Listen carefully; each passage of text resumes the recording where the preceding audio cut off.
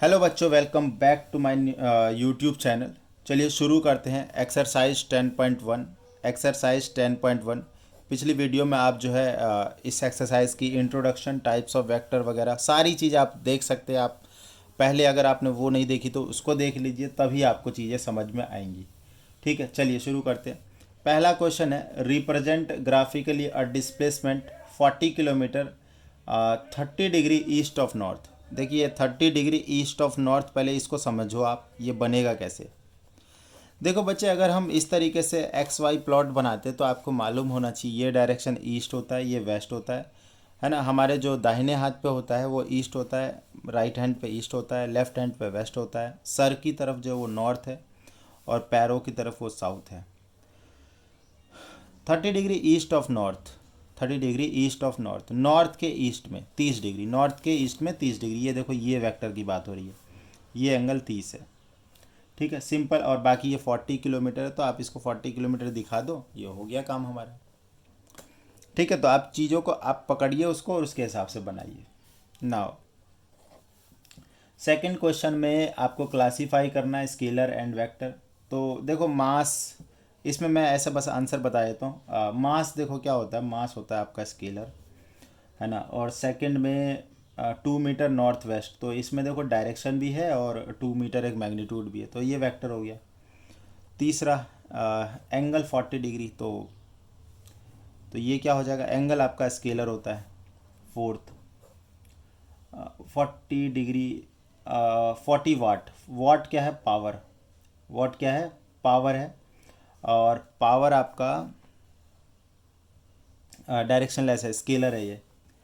और उसके बाद है फिफ्थ में है कूलम, कूलम चार्ज, खुद ये स्केलर हो गया।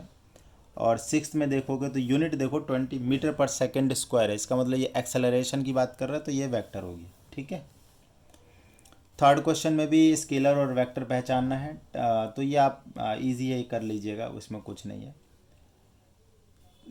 फिर भी चलो देख लेते हैं टाइम पीरियड। टाइम पीरियड एक तरह से टाइम है, और ये टाइम क्या हो गया, स्केलर है, टाइम की कोई डायरेक्शन नहीं होती। सेकंड डिस्टेंस, खुद ये स्केलर हो गया। तीसरा फोर्स, फोर्स मैंने बताया था बच्चों आपको वेक्टर होता है, फोर्स की डायरेक्शन भी होती है, मैग्नीट्यूड भी होता है। फोर्थ पॉइंट वेलोसिटी, वेलोसिटी हो गया, वेलोसिटी हो गया, ये वेक्टर क्वांटिटी है। और फिफ्थ एक वेक्टर वर्क डन है, वर्क डन स्केलर क्वांटिटी है। तो ये आपको इंट्रोडक्शन में मिल जाएगा सारा का सारा। चौथा देखिए, ये एक डायग्राम बना रखा है एनसीईआरटी एक्सरसाइज 10.1, इस तरीके से। ये ए वेक्टर है और ये बी वेक्टर है, और ये देखिए इसको ऐसे बनाया है उन्होंने, सी वेक्टर है, और ये नीचे की तरफ बनाया हुआ है डी वेक्टर। अब इसमें क्या क्या पहचानना है। फर्स्ट, को इनिशियल कौन कौन है। को इनिशियल क्या होता है, जिनकी स्टार्टिंग पॉइंट सेम हो, जैसे इस तरीके से, है ना, ओरिजिनेटिंग पॉइंट सेम हो। तो आप देखो जैसे ये वाला जो वेक्टर है ना, ये इधर और ये इधर, तो vector A and vector D ये को इनिशियल वेक्टर है।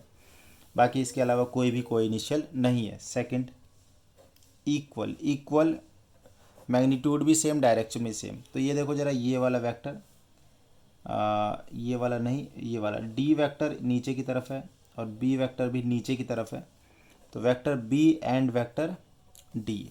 ठीक है।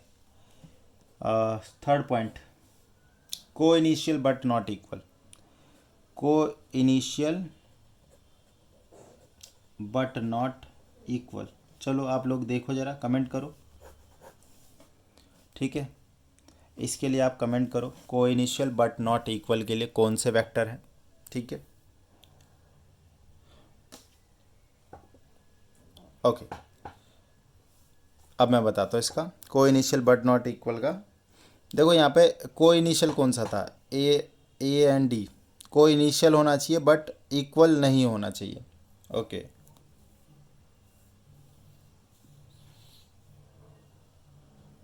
ओके, को इनिशियल नहीं, यहाँ पे है को लीनियर।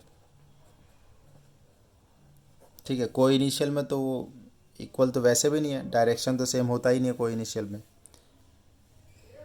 कोलिनियर देखो, ये दोनों कोलिनियर है बट इक्वल है। ठीक है, कोलिनियर भी है, इक्वल भी है। ये वाला देखो कोलिनियर है बट इक्वल नहीं, क्योंकि डायरेक्शन से अपोजिट है। तो इसका आ जाएगा ए एंड सी। अब देखो इसका लास्ट फिफ्थ क्वेश्चन, इजी सा एक्सरसाइज है, बहुत आसान सा। कह रहा है कि A and minus A R collinear. तो कोलिनियर में मैंने क्या बताया था, पैरेलल या एंटी पैरेलल हो, तो यस ट्रू है। देखो ये वेक्टर है और एक ये वेक्टर है, ये ए है और ये माइनस वे, तो एंटी पैरेलल हुआ ना ये, तो कोलिनियर हो जाएगा। Two collinear vector are always equal in magnitude, ये पूछ रहा है, तो ये फॉल्स है।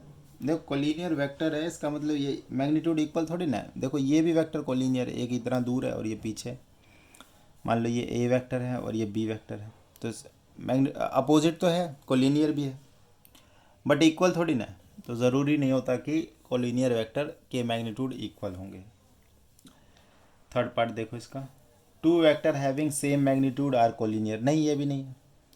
अरे सेम मैग्नीट्यूड होने का मतलब थोड़ी ना कोलिनियर हो जाएगा। मान लो इधर की एक वेक्टर इधर की तरफ है और एक वेक्टर इधर की तरफ है, चलो मैंने बोल दिया कि मैग्नीट्यूड सेम है, तो कोलिनियर थोड़ी ना हुआ। कोलिनियर के लिए पैरेलल या एंटी पैरेलल होना ज़रूरी है। चौथा पार्ट, इसमें कह रहा है कि two collinear vector having the same magnitude are equal, नहीं ये भी नहीं होगा। इक्वल होने के लिए डायरेक्शन भी सेम है। देखो जैसे कि टू कोलिनियर वेक्टर, ये एक वेक्टर है और एक ये वेक्टर है, मैं कह रहा हूँ कि ये दोनों कोलिनियर है, यस कोई बात नहीं, मैग्नीट्यूड भी सेम, बट इक्वल है क्या, नहीं। इक्वल होने के लिए डायरेक्शन भी सेम होना चाहिए, तो ये भी फॉल्स हो गया। क्लियर है।